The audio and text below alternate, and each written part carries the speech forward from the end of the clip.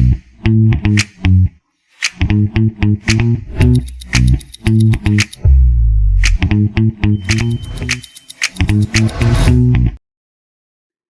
everybody, welcome to episode 281 of the Virtual Couch. And today I feel like I'm just going to riff a little bit because I have had something that has been on my mind. I already feel like I'm sounding very dramatic. I'm very, very dramatic, but something that's been on my mind the last few weeks. And I'm going to go probably in a couple of different directions. I'll try to stay somewhat on topic, but I have had an opportunity to do a fair amount of training over the last few years of my career. And recently, I've been able to train a fair amount of ecclesiastical leaders, so leaders for religious congregations. And it's been a pretty cool process because a lot of times in the context of someone's religious experience, there is an awful lot of people saying, here's what you need to do, here's how you do it, and here's what you need to do. And a lot of this stems from the work that I've done with James Fowler's Stages of Faith. And I even think it might not be a bad idea to just run over those real quick because I feel like the stages of faith also apply to our stages of life. And I did a podcast a long time ago about that. And if you kind of stay with me here, I really feel like I'm going to make a point, but let me do a little bit of setup first. So Fowler's Stages of Faith is a concept where this psychologist and religious pastor, James Fowler, back in I believe the 80s, spent over a decade researching all-encompassing belief systems. So there were a lot of different views or a lot of different religious groups that he studied. And he in essence broke down these stages of faith that went along with, I think it was Piaget and Kohlberg's stages of development or stages of life.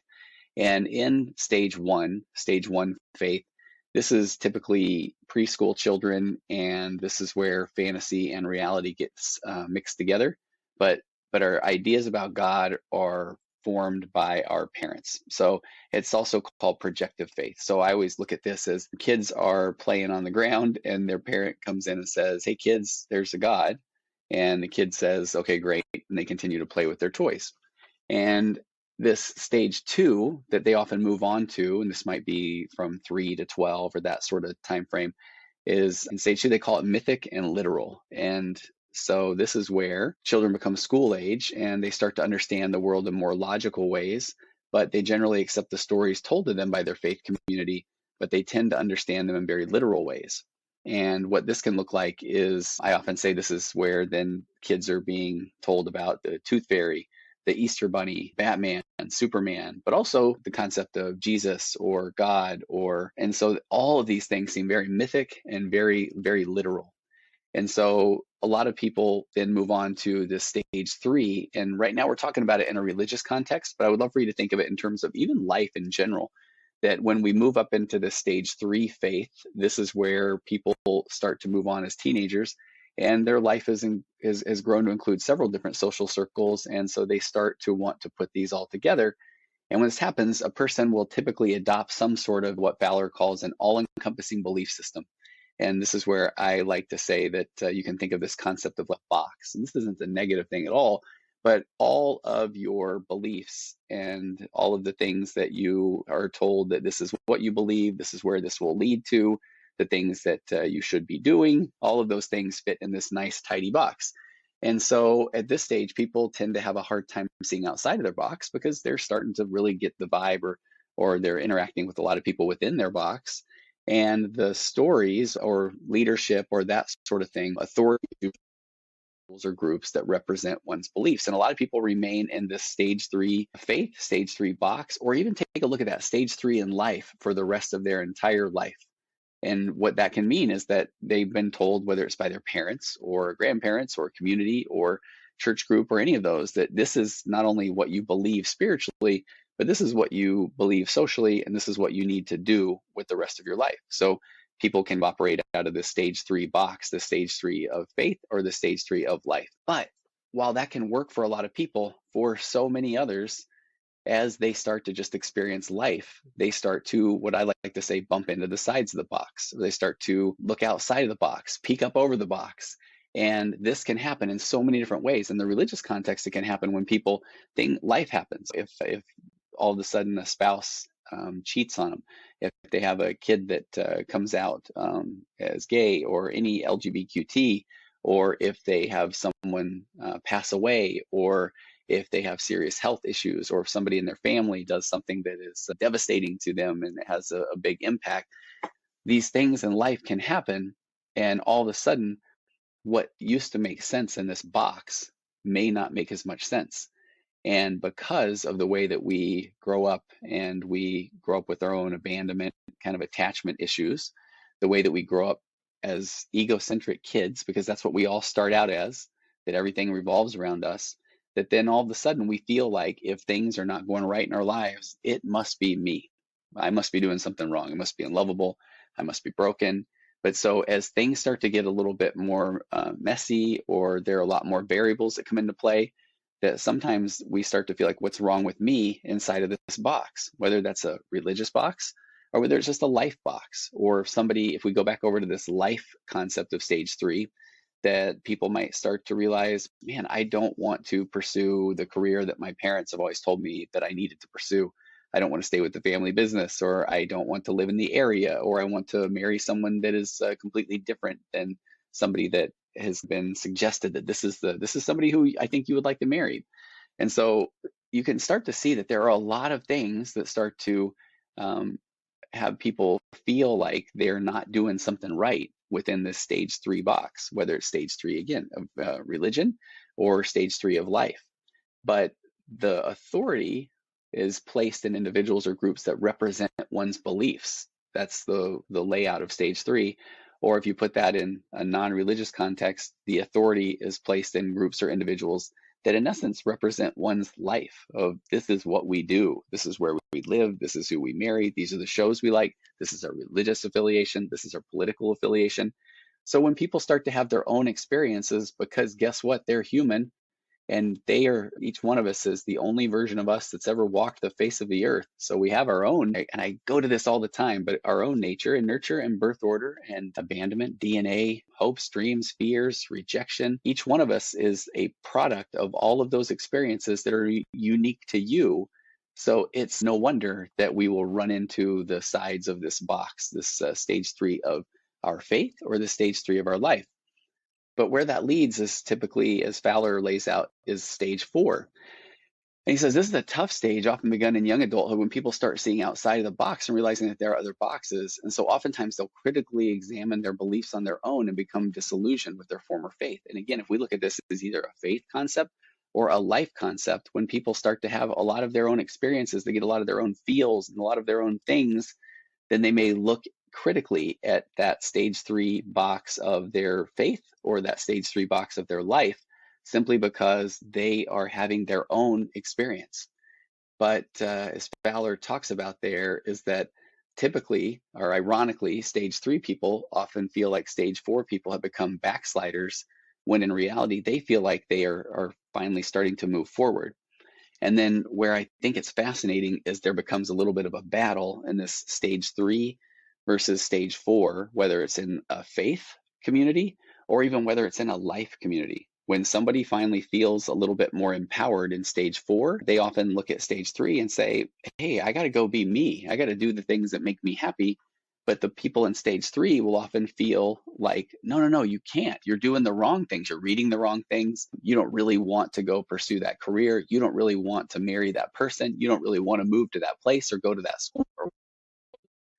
But there's a couple of things that are fascinating. And this is part of what I just wanted to talk about today. Is I've done so many various podcasts that talk about all of these concepts. Because in this one, I talk often about, you can have in adult relationships, you can have love or you can have control. But I really believe that they both don't go together. So here's where sometimes people in that stage 3 experience are, and bless their heart, they want to control those people that are starting to pull away from that stage 3 of life, or that stage 3 of faith.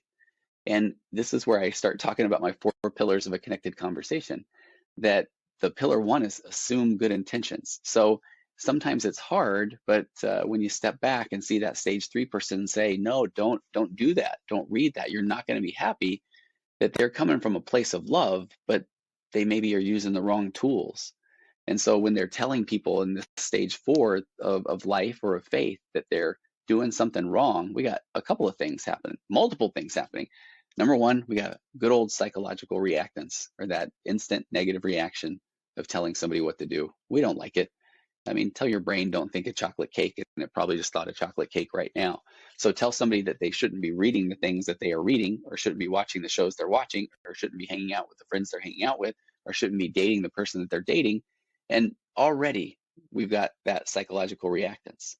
But we have to look at this from my four pillars of a connected conversation, the assuming of good intentions on both sides. The person that's saying, hey, I wouldn't do that. Sometimes it's hard for the person in that stage 4 of life or stage 4 of faith to view that stage 3 person as coming with good intentions.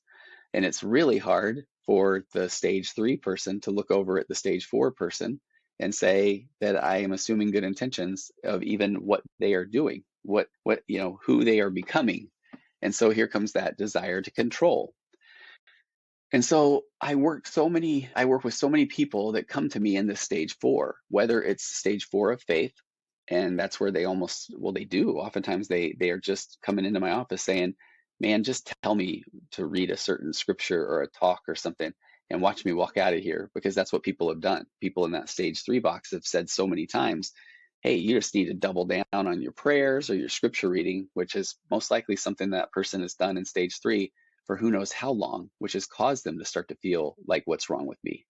And again, nothing's wrong with them. They're human. But I work with so many people that get there in that stage 4, and that's where I love being able to say, tell me more. Tell me about that. That sounds hard. Here comes empathy.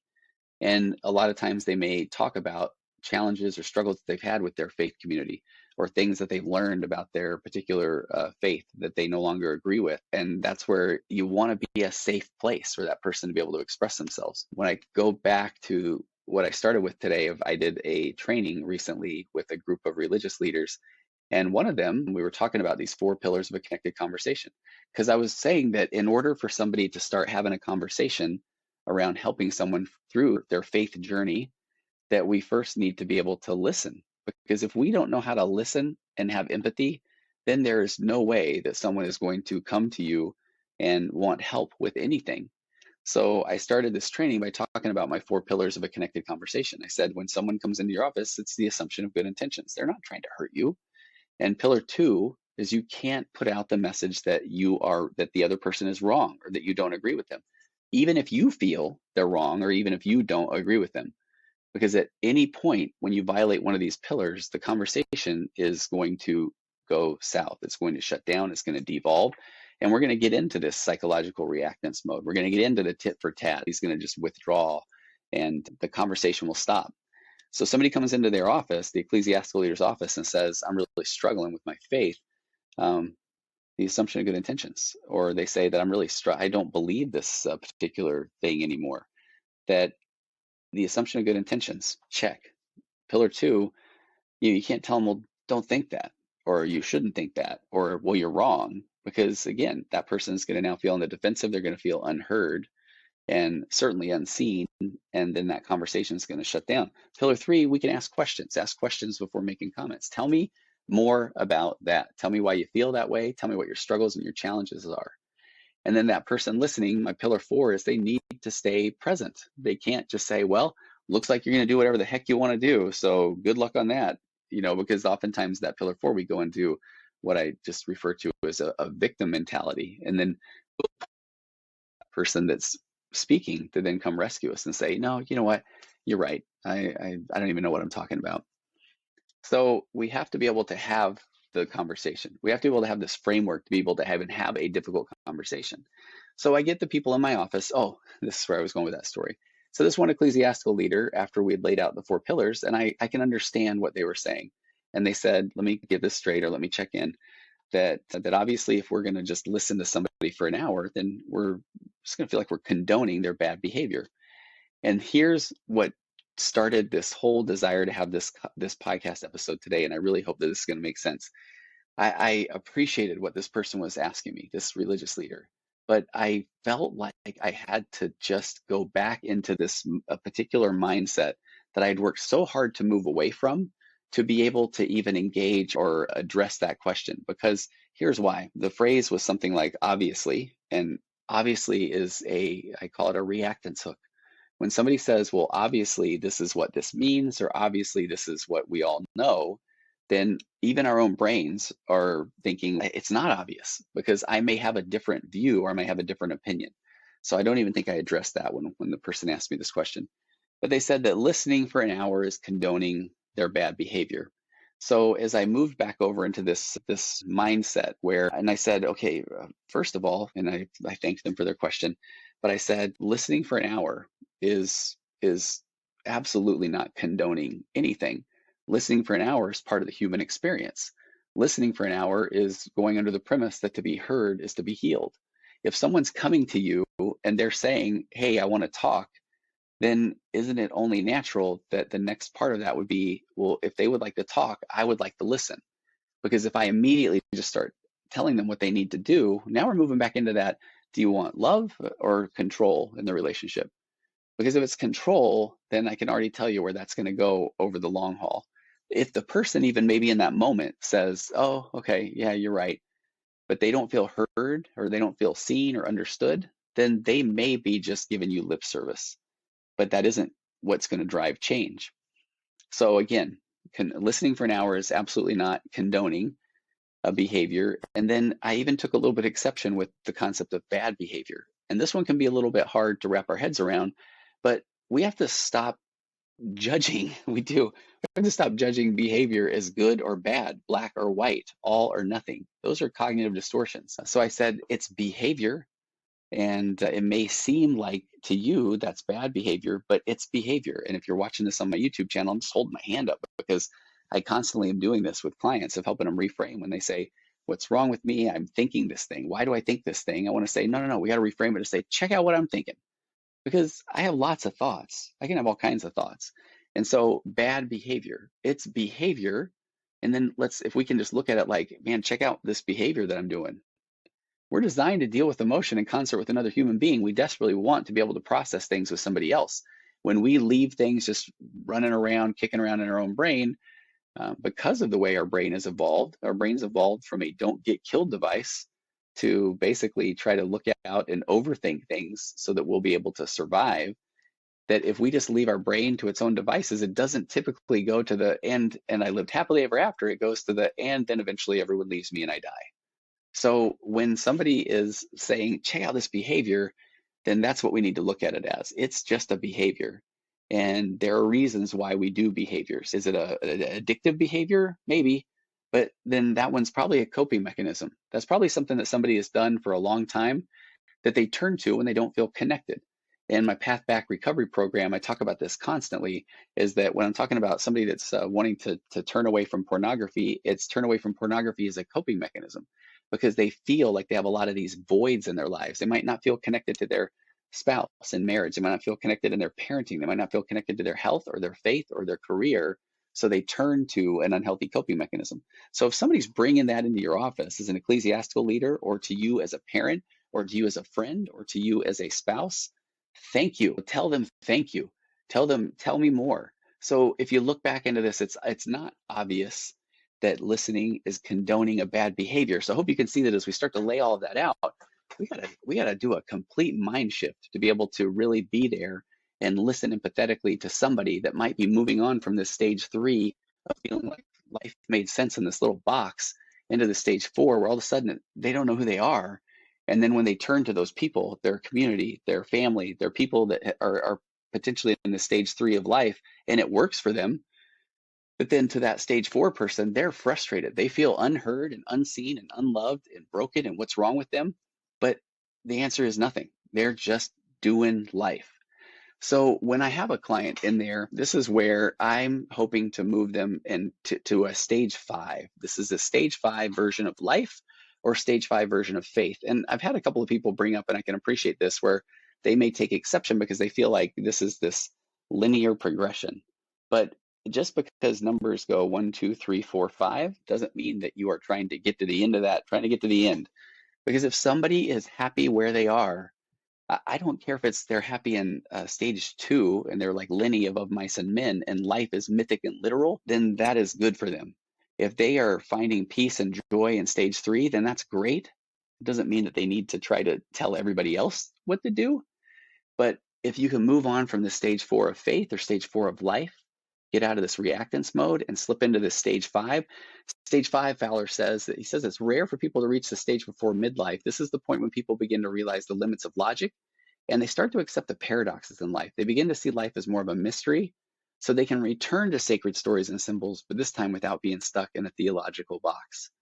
So the significance of that is that stage 5 starts to be this place where you feel like I am the only version of me, and that I have been trying so hard to figure out how to, let's jump into this religious context again, how to communicate with God, how to communicate with the divine.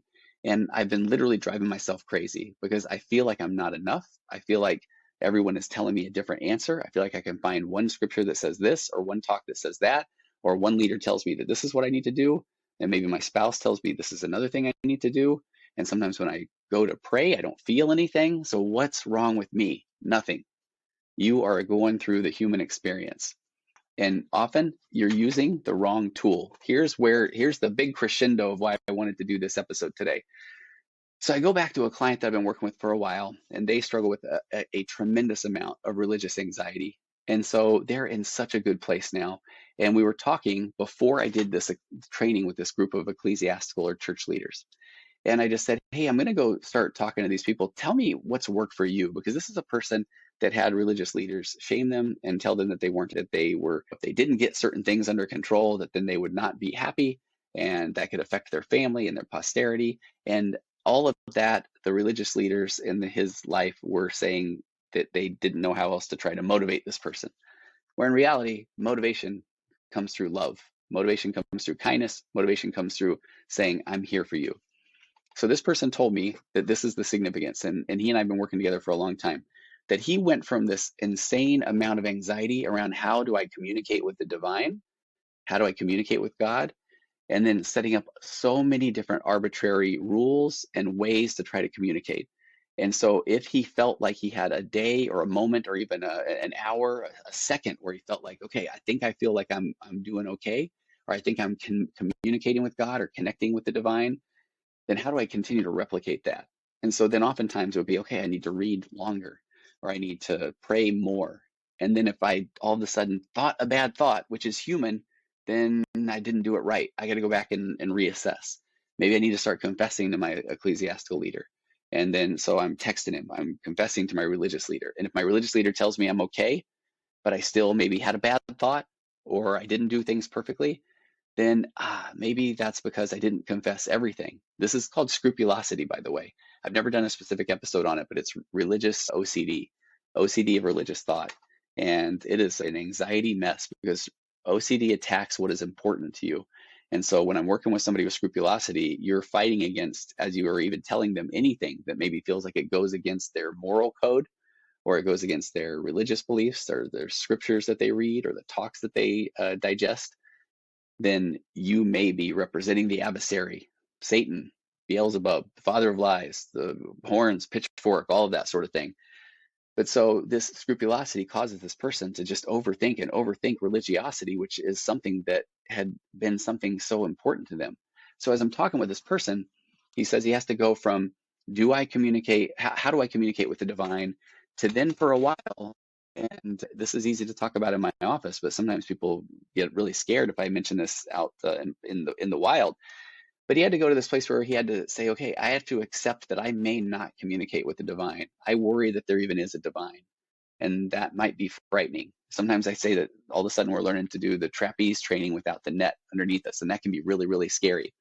And if you are watching this on my YouTube channel, I'm going to go big with my hands here because this makes so much sense to me now.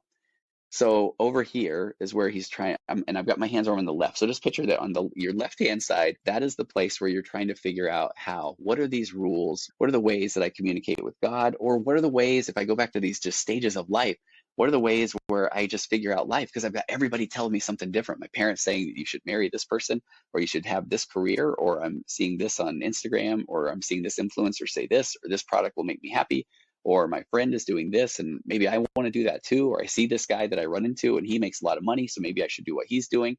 Or in that religious context, it's I should be reading my scriptures more, I should be praying more, I should be doing more service, I shouldn't be showing any extra skin, I shouldn't be, all these things that were just driving us crazy, making up all these rules.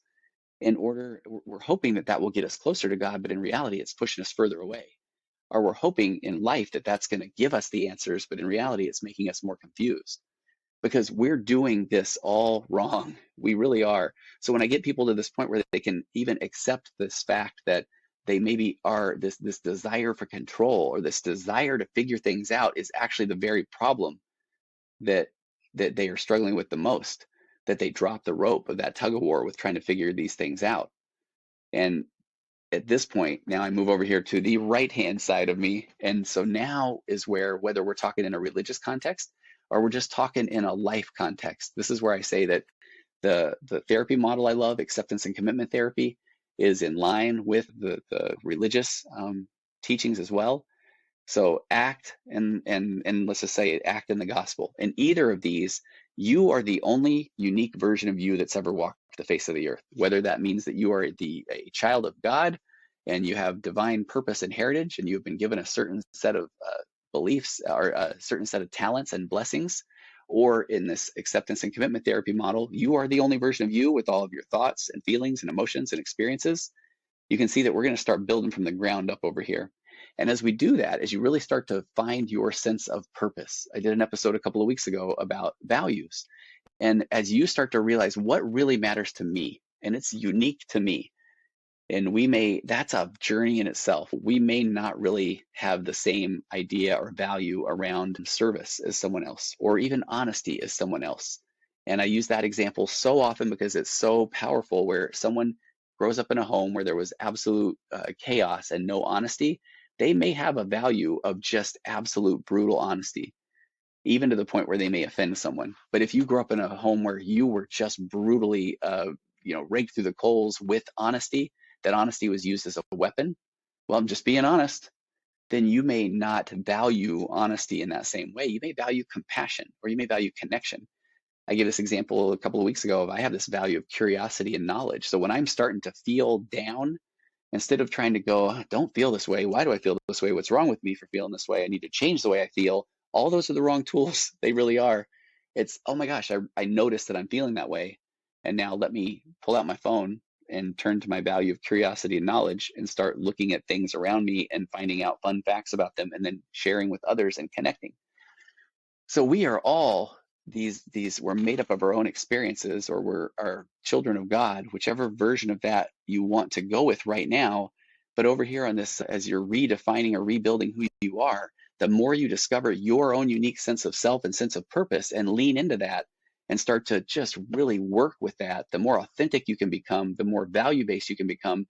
You're going to raise your emotional baseline, and you're going to start to be more confident. And as you're more confident, you're going to start to find yourself around more like-minded people. People are going to be driven to you, or you're going to be moving toward people that you really feel a connection with. And here's the cool part. That is going to be where people start to feel like oh my gosh, this is the connection that I've always wanted with the divine, with God, with people. And so that's why I did this thing where I'm moving from this left side of me over to the right. When I go back to this client who was struggling with this religious OCD or this anxiety and trying to just figure all of these variables out, and then realize they're okay, they're a human being with all their own experiences, then they started to feel like maybe I am okay. And lo and behold, what breaks through from the clouds in the sky? A relationship with the divine, or a confidence that they didn't feel before, or a lessening of that anxiety, because all of a sudden now they're starting to feel like, oh my gosh, I think I'm starting to understand who I am. Now, does that mean that then rainbows, unicorns, pots of gold, and live happily ever after?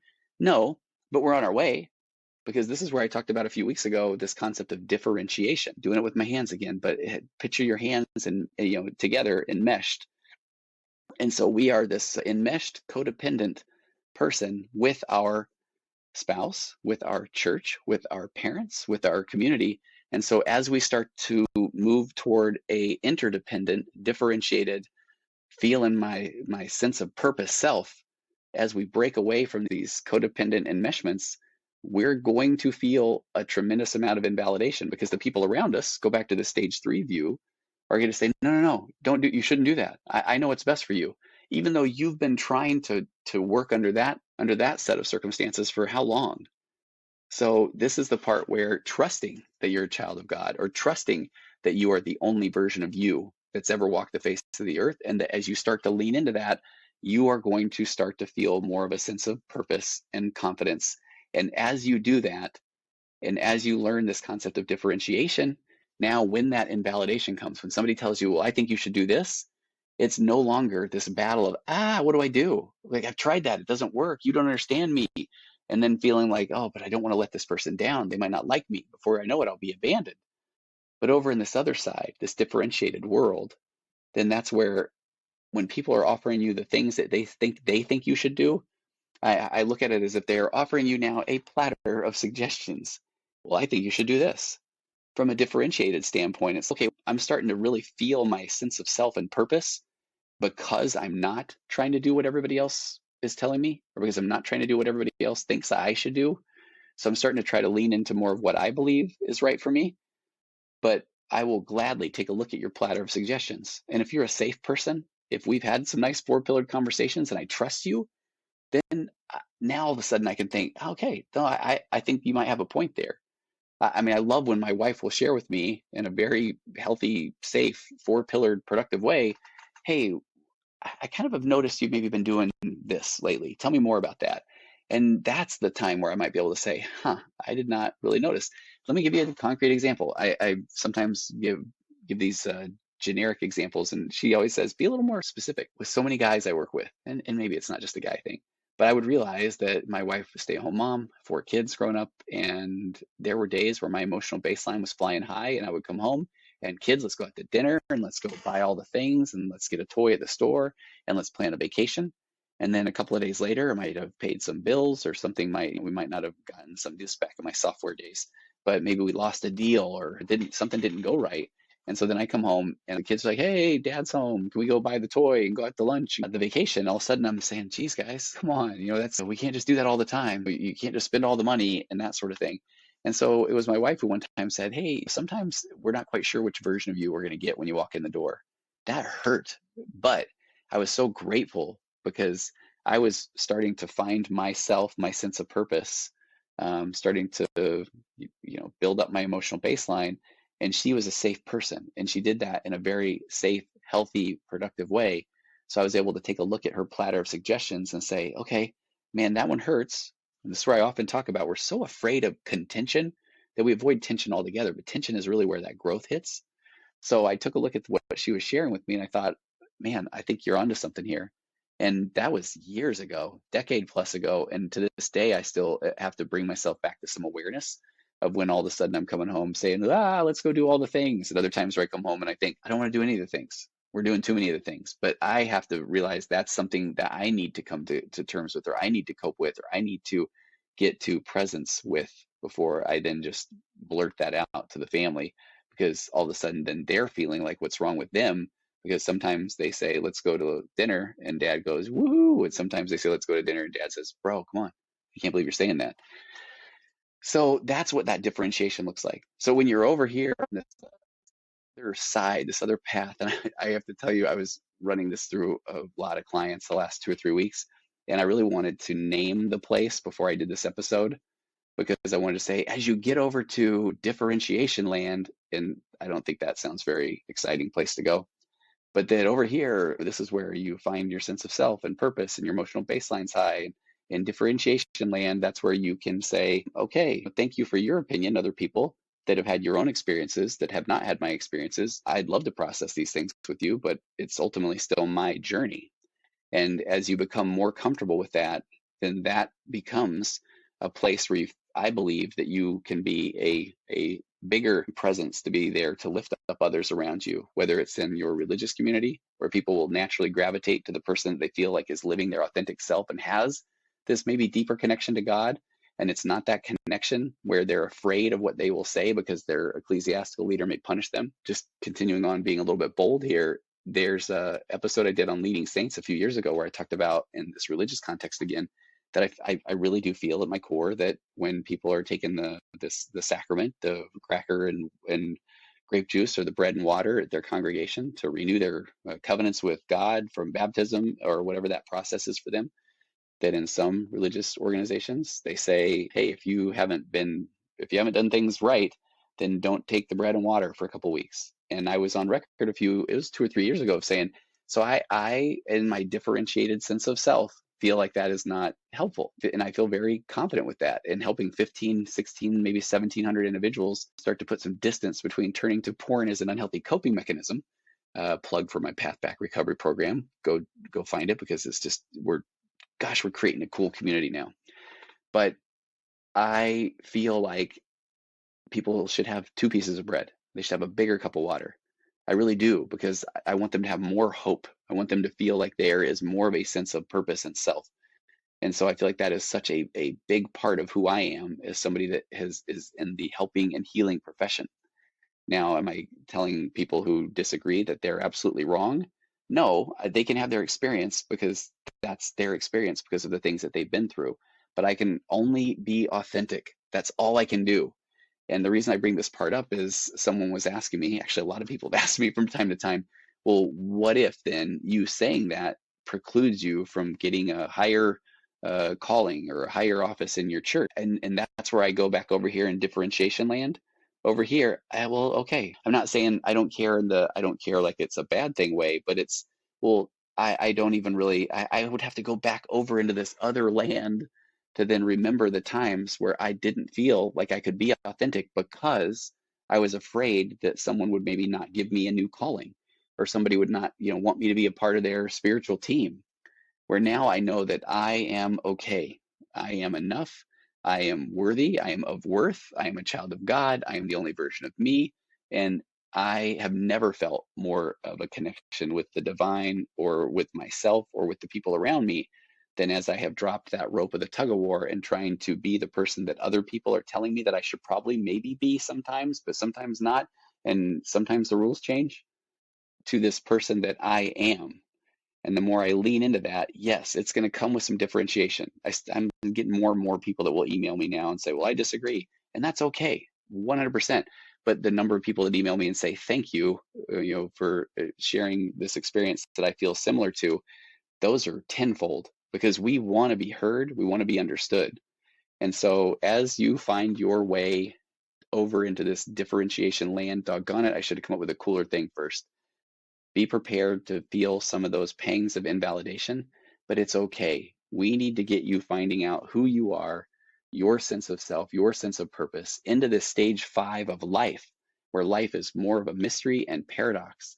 And now you can return to your faith community, or you can return to your family community, without feeling stuck in a theological box, or without feeling stuck in a life box, a familial box, that you get to be you, even if that version of you is someone that other people don't agree with, because bless their hearts, they aren't you. So I have so much more to say on this, but I'm going to wrap it up right now, because we're pushing 40 minutes. But thanks for taking the time to listen. I'm the world's worst promoter. I would have said at the beginning of this that my magnetic marriage course is coming soon. I probably do some stories or whatever. So go to tonyoverbay.com/magnetic if you want to be ready. I think it's launching in the second or third week of September. And my Path Back Recovery course, go there. I just launched a new podcast called Waking Up to Narcissism. Please go find and subscribe to that. There's a trailer out, and my main man, my guy Nate Christensen, who's in the office now, just released the first episode of he and his wife's podcast called Working Change. They're talking about secondary emotions, and it's amazing. So thank you so much for taking the time. I would love to hear your thoughts. Feel free to shoot them over to me at any point through my website, tonyoverbay.com. And I look forward to maybe doing a part 1.5 of this in the not too distant future. All right. Have an amazing day.